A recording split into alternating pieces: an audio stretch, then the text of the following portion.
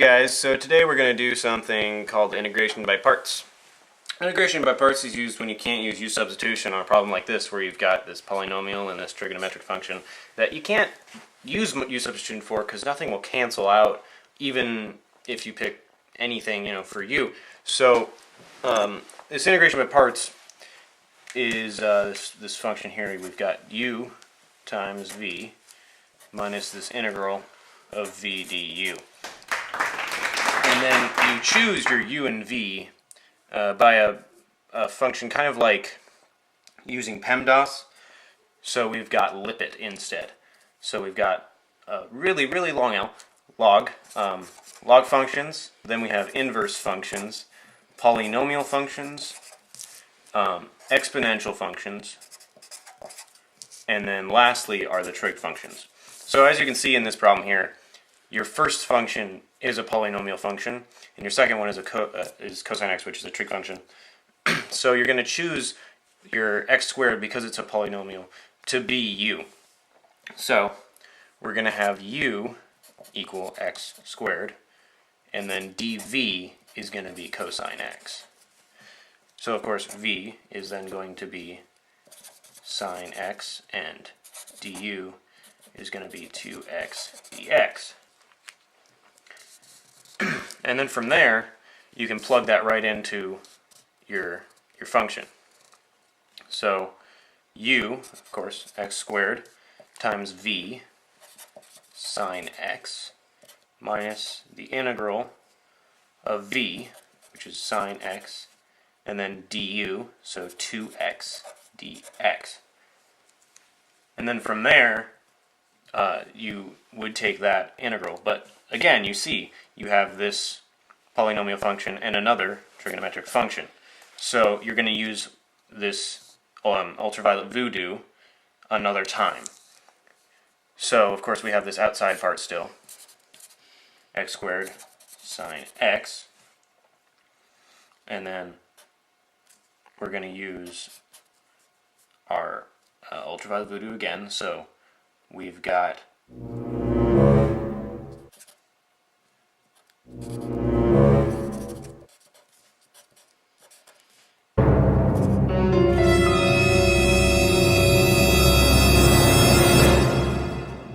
of course, what you need again is plus c, because you don't have a definite integral.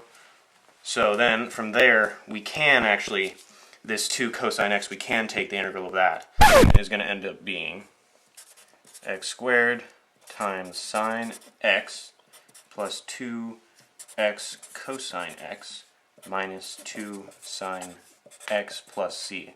And that's going to be what that integral actually ends up being using our ultraviolet voodoo, otherwise known as integration by parts. Here's another problem, and this one's a little bit more challenging. Integral of e to the negative x times cosine x dx. And so starting out with ultraviolet voodoo, u equals e to the negative x, dv equals cosine x dx, du equals negative e to the negative x, and v equals sine x.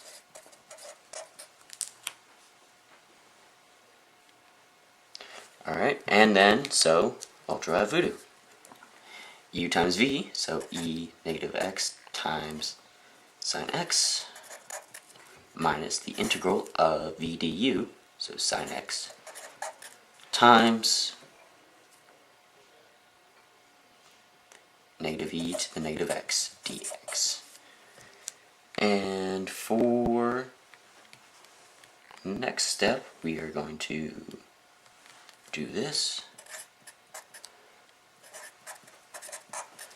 plus bring out the negative,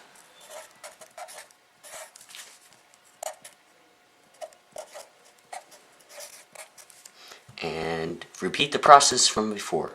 So u equals e to the negative x, du equals negative e to the negative x dx, dv equals sine x dx, and v equals negative cosine x. And repeat the process. E to the negative x sine x plus the quantity of u times v again, so negative e to the negative x cosine x minus the integral of negative cosine x times negative e to the negative x dx plus c.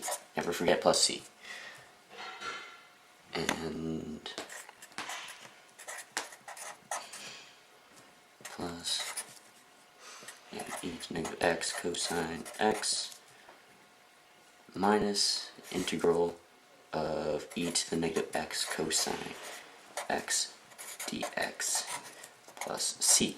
And here's where the problem gets a bit different, because right here we have the integral of e to the negative x cosine x dx, which is the same as what we have up here.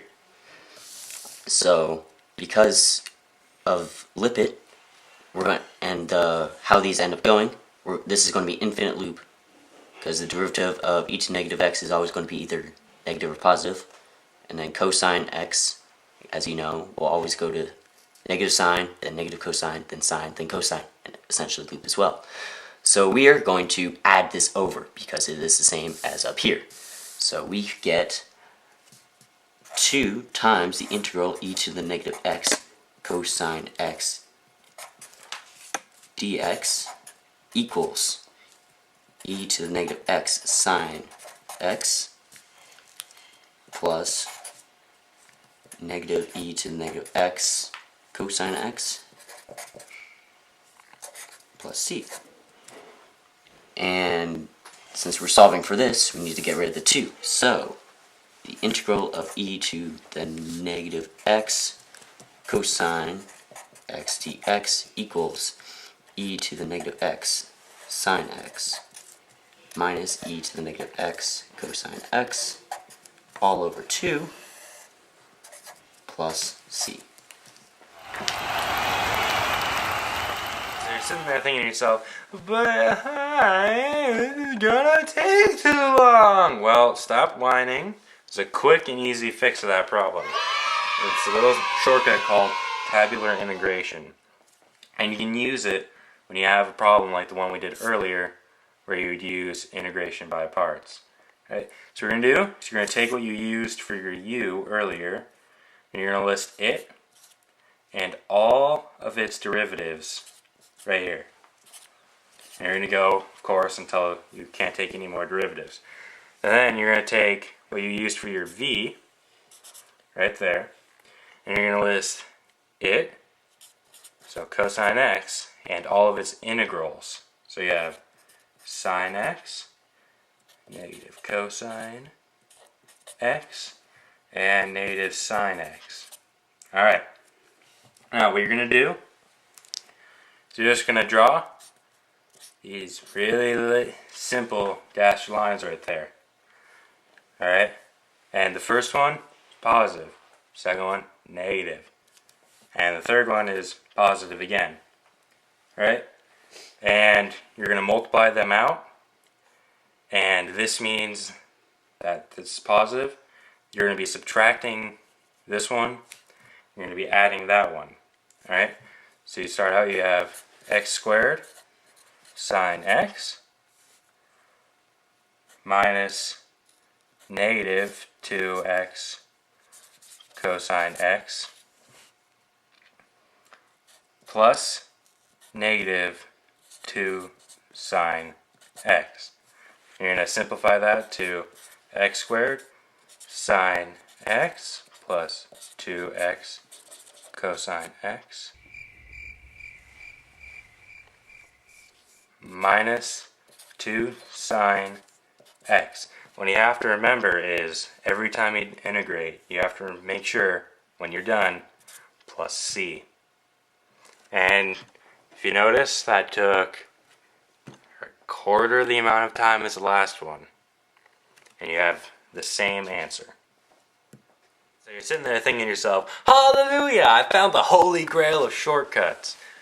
Like, I found that Templar, I figured out his riddle, and I figured out which one was the actual Holy Grail, and now I've found my thing. But you can't always use tabular integration, and I'm going to show you why. If you've noticed, I have the same problem as we did earlier listed. Alright? Now, if you remember from earlier, hopefully you do, because if you have short-term memory loss, you might not remember. We have the simple steps that we do for tabular integration.